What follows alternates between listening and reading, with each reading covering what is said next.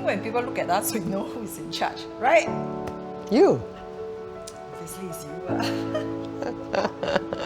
So I'm Kelly, she's Carmen, and she has been my friend for the past 20 years, more significantly as my doctor for the past 24 years.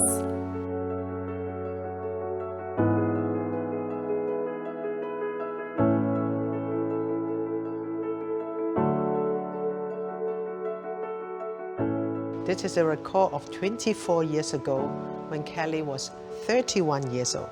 Remember the young Kelly at that time? Of course, she is beautiful, she is positive, like all young people, very self-absorbing. As to my first impression of her, it was very experienced, compassionate, really know her stuff very well, and very direct to the point and assertive. Yeah. There was one time I had fever, and I still recall I had fever for 3 days, really high, like 41, 42 degrees, and because I had an infection. So that was during the chemo time. So I went to see her, she did my blood test, and my white blood count was really low. She was so worried, she said, you have to be warded to the hospital now. So I didn't even go home, so I went to the hospital. And so obviously I was worried, I got no hair, hair very important to me, right? So super ugly. I thought I would die, that time. And so she came to the ward to visit me, and she prayed with me. I was like, wow, this doctor prayed with me. So I was quite deeply touched by her gesture. So I think that was how it triggered off our friendship.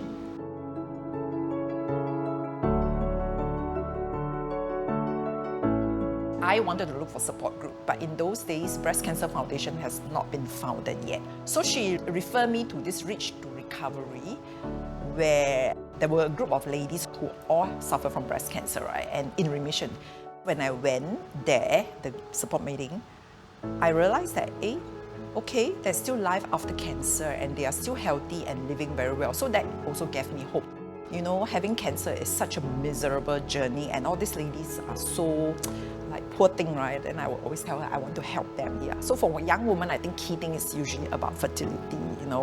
Whether will they still be attractive, like if they are single, because there are many young ones. And I will share, even after I have cancer, there are still guys who will like me and chase after me and say, no problem. Of course, the key concern is their job, and I will tell them. In fact, I was in remission. My hair was really short. I went for interview. I went to quit my job right after in remission immediately. And I found a job 1 month later.